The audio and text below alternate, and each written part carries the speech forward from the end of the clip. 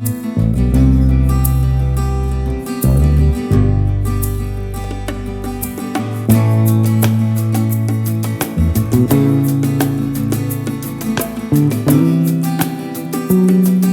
Everyone, Radhe Radhe. आप सभी का हमारे चैनल में बहुत बहुत स्वागत है।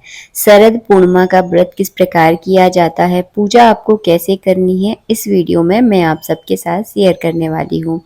शरद पूर्णिमा के व्रत में भगवान सत्यनारायण की पूजा होती है और साल की सबसे बड़ी पूर्णिमा जो है ना, इसे माना जाता है। तो आपको पूजा कैसे करनी है, सबसे पहले आप वीडियो में ये देख लीजिए। ये पूजा जो है ना, आपको सुबह के समय करनी होती है और रात के समय आपको चंद्रमा को अर्घ देना है। तो यहाँ पर मैंने भगवान विष्णु यानी भगवान सत्यनारायण की इसमें पूजा होती है, जो कि भगवान विष्णु के ही रूप है।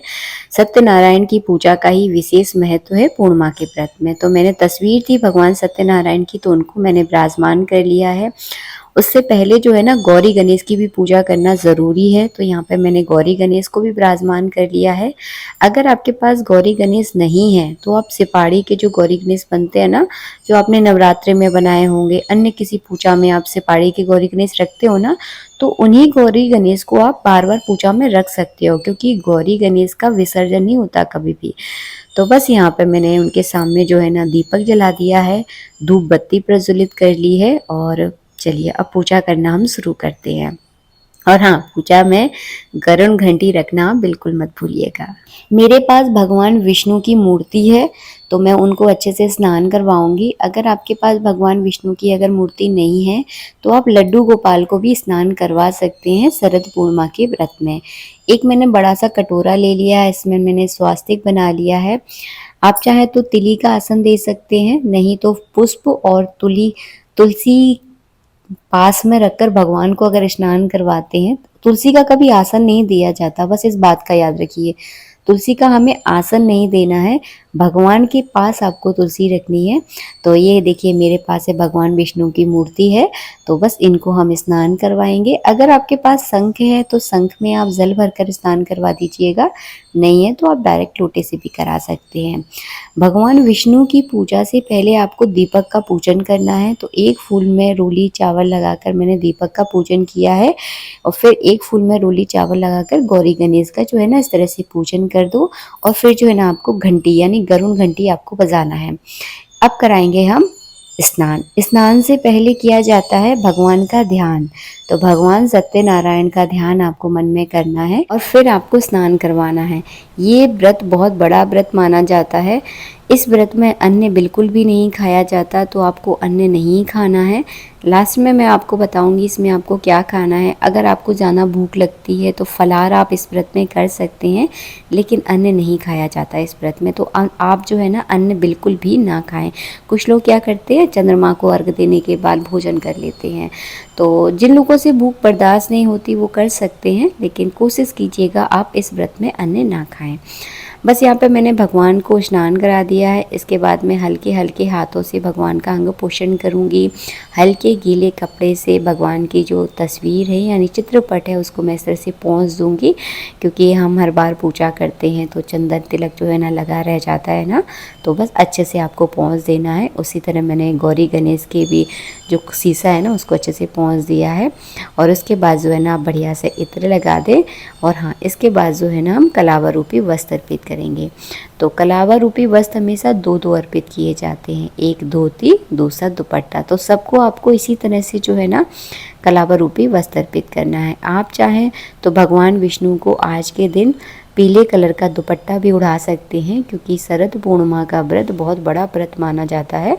जो लोग भगवान सत्यनारायण का व्रत करते हैं उनके लिए व्रत बहुत बड़ा होता है। बाद में उस दुपट्टे को आप किसी ब्राह्मण को या आपका जो भी पूजनीय है उसको जो है ना, आप दान कर सकते हैं।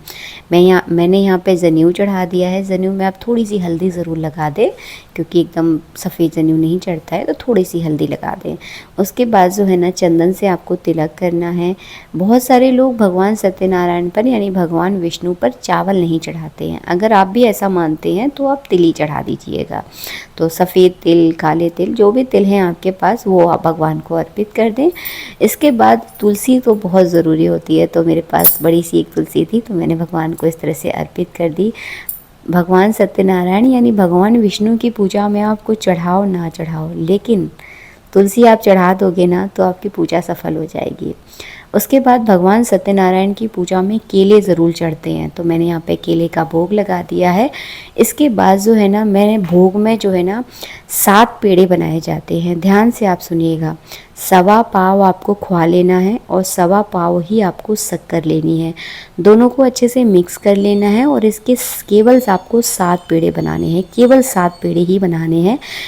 शरद पूर्णिमा के व्रत में भगवान सत्यनारायण की पूजा में 7 पेड़े बनते हैं, सवा पाव खोआ और सवा पाव शक्कर मिलाकर। इनका आपको भोग लगा देना है। इस तरह से आप धूप दीप दिखा दें। बाद में मैं आपको बताऊंगी कि इन पेड़ों का आपको क्या करना है, तो बस आप वीडियो में बने रहना। इसके बाद जो है ना, आपको कथा पढ़नी है। तो मैंने अपने सीधे हाथ में थोड़ी सी तिली, एक तुलसी दल, पुष्प और जो दक्षिणा आप दान करना चाहते हैं वो दक्षिणा अपने हाथ में लेकर पूरी आपको जो है ना कथा पढ़नी है। और आप चाहोगे तो मैं कथा का वीडियो अपलोड कर दूंगी, आप मुझे कमेंट कर दीजिएगा। तो बस कथा पढ़ने के बाद जो है ना, जो भी आपके हाथ में सारा सामान है सब भगवान पर जो है ना इस तरह से आप अर्पित कर दें, तो आपकी कथा जो है ना संपन्न हो जाएगी। उसके बाद आपको क्या करना है, एक आपको लोटा लेना है। अगर आपके पास चांदी का लोटा है तो अच्छी बात है। अगर चांदी का लोटा अगर आपके पास नहीं भी है तो आप तांबे का लोटा ना ले, पीतल का लोटा भी ले सकते हैं, स्टील का लोटा भी आप ले सकते हैं। इस लोटे में आपको क्या करना है, दूध में जल मिला लेना है। दूध मिश्रित जल से इस लोटे को इस तरह से भर देना है जैसे मैं भर रही हूँ। और इसमें क्या क्या डालना है ये भी आप ध्यान से सुनिएगा। इसमें आप चाहें तो एक चांदी का सिक्का डाल दीजिए, क्योंकि आपके पास चांदी का अगर लोटा नहीं है तो आप चांदी का सिक्का भी इसके अंदर डाल सकते हैं। इसके बाद जो है ना, इसमें आपको थोड़े से अक्षत यानी चावल डालने हैं और सफ़ेद कलर के इसको पुष्प डालने हैं। इसी चंद्रमा को अर्घ दिया जाता है और चंद्रमा की पूजा में सफ़ेद चीज़ें ही चढ़ाई जाती हैं। जैसे मैंने जल में दूध मिला दिया है, चावल चढ़ा दिए हैं, तो सफ़ेद कलर का पुष्प चढ़ा दिया है। और जिनके पास चांदी का लोटा ना हो वो इसमें चांदी का एक सिक्का भी डाल सकते हैं। जिनके पास चांदी का सिक्का नहीं भी है तो नॉर्मल जो कॉइन होता है वो भी आप डाल सकते हैं। तो इस तरह से आपको जल तैयार कर लेना है। इसके बाद जो है ना, आपको गुलाल, सिंदूर, अबरक, ये सारा सामान जो है ना भगवान के श्रृंगार में आपको ज़रूर चढ़ाना है।